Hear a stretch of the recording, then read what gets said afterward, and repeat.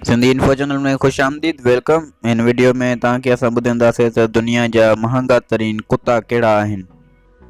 पाकिस्तान में रोल कुत्ता खोड़ घुमंदा हूंदा आहिनि। इन लाइ कुतनि जो वैल्यू पाकिस्तान में त न आहिनि, लेकिन ॿाहिरी दुनिया में कुतनि जो वॾो वैल्यू आहे। अचो त ॾिसूं था हिन वीडियो में महांगा कुत्ता। 5 नंबर ते जेको महांगो कुत्तो आहे उहो आहे अज़ावाक। $9,500 जो आहे, तक़रीबन 13 लाख पाकिस्तानी थींदा आहिनि। ही कुत्तो जेको आहे शिकार जे लाइ या सिहड़ जे शिकार लाइ ॾाढो कमु ईंदो आहे। हीउ अफ्रीका में पैदा थींदो आहे, अफ्रीकी कुत्तो आहे। उन खां बाद अचे थो तिब्बत मास्टिफ। ही हिकु ॾाइण कुत्तो आहे, $10,000 जो आहे, तक़रीबन पाकिस्तानी 17 लाख थींदा आहिनि। ही कुत्तो जेको आहे सिक्योरिटी जे कमु ईंदो आहे या पहिरे जे कमु ईंदो आहे। ॿाहिरि मुल्क में जेको आहे हिन कुत्ते खे जेको आहे माल मवेशी जे ॿाहिरों बीहारींदा आहिनि, जीअं शींहं या जेको लोबाड़ी वोबाड़ी हो पंहिंजे माल खे बचाए सघे। हिकु ॾाइण कुत्तो आहे, वरी ख़तरनाक कुत्तो आहे।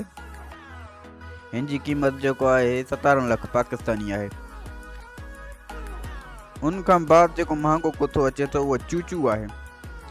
हिन कुत्तो जी महांगे हुजण जो सिर्फ़ु इहो ई सबबु आहे त हीअ हिकु पुराणी नस्ल आहे ऐं हीअ तमामु दुनिया में घटि रहिजी वई आहे। हीअ चाइना में ई हिन वक़्तु आहे। हीअ सुहिणो कुत्तो आहे ॾाढो। चूचू जी क़ीमत जेका आहे पाकिस्तानी 18 लाख आहे। असांजे ॿिए नंबर ते जेको महांगो कुत्तो आहे उहो आहे लोचन। हिन जी $12,000 क़ीमत आहे ॿार, तक़रीबन पाकिस्तानी हिन जा बननि था 21 लाख। लोचू में का ख़ासि ॻाल्हि त कोन्हे, वेड़ वको त या न आहे या पहिरें लाइ इस्तेमालु नथो थी सघे, पर हिन जूं अखियूं ख़ूबसूरत आहिनि ऐं हिकु ख़ूबसूरत कुत्तो आहे जंहिंजे करे हिन जी क़ीमत जेको आहे तमामु वॾी आहे। हिन जी 21 लाख क़ीमत आहे। लोचू खां बाद जेको पहिरें नंबर ते असांजो कॉम्पिटिशन खटी वियो आहे सेमोइड जेको कुत्तो आहे, साइबेरिया जो कुत्तो आहे, तक़रीबन $14,000 क़ीमत अथसि।